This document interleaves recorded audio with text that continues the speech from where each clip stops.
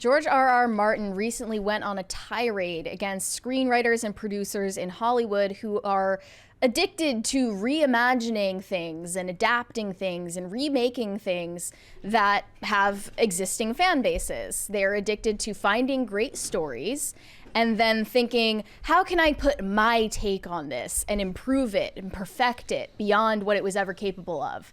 And that would be, you know, perfect example, Rings of Power.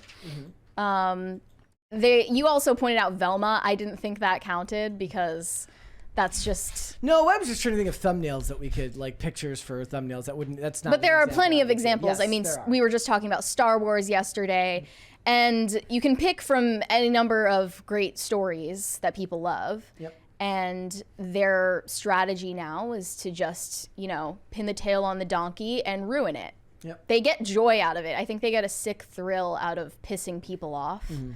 But also it just shows an immense amount of hubris to think like, I'm better than one of these great authors. So here was his statement. Everywhere you look, there are more screenwriters and producers eager to take great stories and, quote, make them their own. It doesn't seem to matter whether the source material was written by Stan Lee, Ian Fleming, Roald Dahl, Ursula K. Le Guin, J.R.R. Tolkien, Mark Twain, Jane Austen, or, well, anyone. No matter how major a writer is, no matter how great the book, there always seems to be someone on hand who thinks he can do it better, eager to take the story and improve on it. The book is the book, the film is the film, they'll tell you, as if they were saying something profound. Then they make the story their own. They never make it better, though. 999 times out of 1,000, they make it worse. It's one of the epidemics that goes on, especially when comic book movies are being made, is they tell the actors and the writers don't read the source material. Thank you. Woo! They tell the actors and they tell the writers not to read the source material. When has that happened? They did that. I mean, I'm not going to be able to give you examples off the top of my head, but they definitely did it with Sydney Sweeney and everyone that was involved with Madam Web and stuff like that. And that's just the most recent example. But they tell them that all the time. They tell them not to read the source material so as to not ruin it and so that they can adapt it and make it their own. Rings of Power was particularly egregious. Yep. Yeah. I mean, I think that George R.R. Martin might be personally afraid of this happening to his What do you mean franchise. afraid of it happening? It already happened. Well, I mean, has he said that he hated Game of Thrones? I don't At think least he's, the ending. I don't think he's come out and said it, but that's what that's how I take this. Yeah. I take this to be his way of saying HBO ruined my story. And George Lucas saying that Star Wars feels like an ex-wife to him. Well, now. I think they're finally realizing, like, wait a second, we're allowed to say this. We can come out and say these things. We've already made our money. Like, the damage has already been done. I can come out and I can say, yeah, Disney destroyed my story. And this is why J.K. Rowling has an iron grip on everything Harry Potter related and refuses to let go of control. The moment Christopher Tolkien died, Lord of the Rings was like, I knew it was only a matter of time. Yeah. You know? Yeah. Marvel told Secret Invasion director not to read the comics before making the show. That's just one example from recently. Why? I don't understand the logic behind that. When I took this job, the first thing Marvel said to me was, don't read the comics. They have nothing to do with this series. The series was more born out of the electric relationship that was created between Nick Fury and Talos, or Samuel L. Jackson and Ben Mendelsohn in Captain Marvel. The Secret Invasion comic books changed the superheroes landscape forever, blah, blah, blah, blah, blah, blah. The point is, they don't care about, all they care about is that you know the name Secret Invasion because it was the name of a famous crossover series. It doesn't matter if it's a bastardized former shell of its former self. The point is they want to trick you into paying attention. He said he shared this after watching Shogun, which he thought was an excellent adaptation that resisted, quote, the impulse to make it their own. Yeah, and here's the problem. They've approved Shogun for a season 2, and there's no more source material to base it on. So then you're going to see, I mean, that's kind of what happened with Game of Thrones, right? Once they got to season 7 and 8. Well, I think the problem is they keep bringing Hollywood writers in to write in a lot of these senses. A lot of the stories where you see it the worst is fantasy and history and sci-fi. They keep bringing in Hollywood writers to write the stories. What they should be doing is bringing in fantasy writers and sci-fi people who write books and having them sit in the room and be the driving force behind what happens in the story, and have the writers be doing the technical stuff. making sure the script is properly formatted, that kind of thing. Adding in ideas like, okay, well, it might be kind of hard to display that on screen, so what if we adapt it to this? Which, if you look at Lord of the Rings, is what Peter Jackson did. You know, he genuinely cared for the story. He breathes Lord of the Rings. When he made adjustments, it wasn't that he thought it made the story better. It was that he thought it made the story make sense on screen. So, for example, dropping Tom Bombadil, which Rings of Power is bringing Tom Bombadil back, and the resounding response from everybody who's ever read the books is, no, don't do that. The guy is literally a spirit. He's a genius loci. He is a spirit of the land. I'm trying to get the right word here. He is the Shire. He is the spirit of the Shire. And they're like, oh yeah, but he's over in Rune. It's like if you took it's like taking, you know, the great spirit of Algonquin, the Algonquian peoples, taking their great spirit figure, it's the Geechee Manitou, and just being like, oh yeah, well now he's actually just hanging out in Kuwait. Like, it makes no sense. It's hard to say because it has worked in the past with the way they rebooted Doctor Who at first.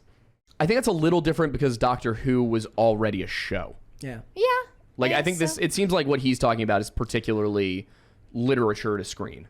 I do want to point out, yes, they used the Shogun source material for season 1, and one of the big discussions that's happening right now is there enough source material left to adapt it into a season 2? And a lot of people, some say no. Most of the people that I've seen have said no, they don't believe so, and other people say yes, maybe. But me and you talk all the time about there is a problem with taking one obscure passage and trying to turn it into a whole show or a whole movie. That's not always easy to do. I did look up, I just thought it was funny, I decided to ask, look at a Reddit thread earlier about movies or shows that they believe did surpass their source material, meaning that the movie was better than the book that it was based on. Some of the examples given were The Shawshank Redemption, The Devil Wears Prada. I think really any Forrest Stephen Gump. King. A lot of people might believe you on that. Yeah. Those are some of the a lot of people said Fight Club, that they believe that the Fight Club movie surpassed the book adaptation, and people can go back and forth and all that, but it is hubris. It is an unbelievable level of hubris, and it also speaks to the lack of risk they're willing to take while also having hubris over what they're creating. Like, if you truly were as egotistical as that, you would make your own thing and just assume people are going to like it, but they're both cowardly and egotistical, which is worse. Meaning that they have the hubris to think that they can do it better, just not from scratch. Yeah, they have to animate the cadaver of one of these stories in order to make a name for themselves. I think they generally get the sense that, like, if some movie adaptations are better than the books, then all movie adaptations can be better than the books, and that only works with things that aren't, like, masterpieces of literature. Like Stephen King, you would say? Yes, like Stephen King. Since you bring that up, he's prolific, but I saw this announcement that Bill Skarsgård is returning as Pennywise in an It prequel series titled Welcome to Derry, releasing on HBO Max next year. You know what? I'll take it. It just because here's the thing. It's Stephen King, which means the source material on its own was not that good. So you can come in and you can write a better story on top of it. You can do that with certain things.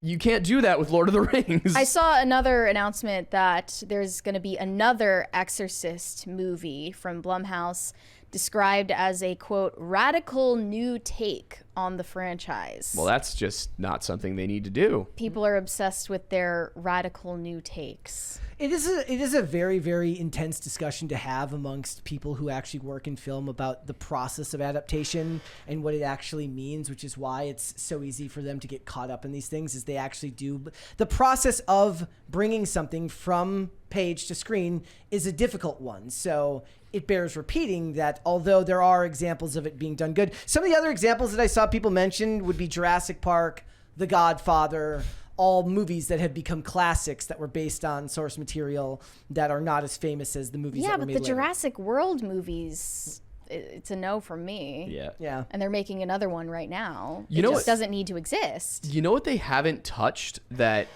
like, I cannot believe it, but they keep not touching it? Alex Rider. I don't know if either of you guys read these books. Like, they were James Bond for kids. Okay. And we're desperately in need of a new, like, series of kids movies that are kids movies that parents can enjoy. You know, remember when we were kids and they included jokes for the parents in the movies, right? We need more of those. And they've got a series there that well written, but not so well written that if you try to surpass it, you'll fail. They're right there. And rather than going and doing that, adapting something new, something that we know from experience with things like Harry Potter will work because people love rooting for, the charming young British kid. Spy Kids beforehand, and then just ruined it forever. And then they just they'll just be like, nah, I won't do that. I'm just going to go do whatever else. Was there, I could have swore I remember something about Alex Rider series. There was one Alex Rider movie. I don't know. Maybe there was a British TV series, but nobody watches British TV. That's not true. Yeah, Alex Rider. British people Alex Rider TV series. It does exist. Okay, see, so I never knew that. Yeah. Because it's British. 3 seasons, 24 episodes, from 2020 to 2024. Yeah. See, so they tried it with a TV series, and it should have been a movie. Yeah. Ewan McGregor's in the movie in Stormbreaker, the original. Yeah. Yep. Okay. Well, yeah, there's more and more examples of this, but the fact is when they tell you not to look at the source material and to just make it, it just becomes, like you said, it's a reanimated corpse with character names. What was it? What were we talking before the show today where I said it was, Knives Out. Knives Out is a perfectly acceptable franchise that is just Hercule Poirot without Hercule Poirot, and then you don't have any of the baggage. So you gave it a new name, and now no one's gonna hate you. I liked both of the Knives Out movies, and I think that those will probably be remembered more fondly than the Kenneth Branagh Poirot movies that nobody really remembers past Murder on the Orient Express in 2017. Pretty much nobody went to see Death on the Nile because it was just after COVID, and I think I fell asleep during A Haunting in Venice, which is a shame because the movie was actually probably not really all that bad. But the point is if you create something new, people aren't going to look at the material and say, this is an adaptation. They're going to say, you've picked a genre that people understand, and it certainly follows many of the same beats. You got to have the big reveal at the end and all of that stuff. That's fine, but I have I'm willing to give a lot more leeway to something where you at least all I'm asking you to do is to create your own characters. Yeah. That's really all I'm asking you to do. Not to just, like you said, take the corpse of a character with a name and then make it something completely different from what it was. Some of the best movies out there are that exact thing of I'm at least going to name my characters, but then it's going to be an adaptation of A Knight's Tale or of Romeo and Juliet or something like that. When you do that, when it's a full adaptation, that's something I can get behind. Give us that with some of these old classics, not just revamping it with a younger face again. Yeah. Making it your own is one thing. That phrase is definitely a red flag, but I think way worse is when they say they're updating it for modern audiences. Yeah. If they're updating it for Gen Z or whatever that means. First Meanwhile, of all, Gen Z never watches TV. it. Gen Z never is into what they're selling, but that's a way worse sign for any franchise if they say that they're updating it for modern audiences or modern sensitivities. We're going to reach a point in the next 20 years where Mel Brooks has been memory hold. Mel Brooks films will not exist anymore. They will hide that so fast. And Gen Z, for the most part, they're not going to watch the long-form movies anyways. Thanks for watching. Listen to full episodes of Pop Culture Crisis on Spotify. Keep up with us on social media and make sure you subscribe and ring that bell so you never miss the show. Bye, guys.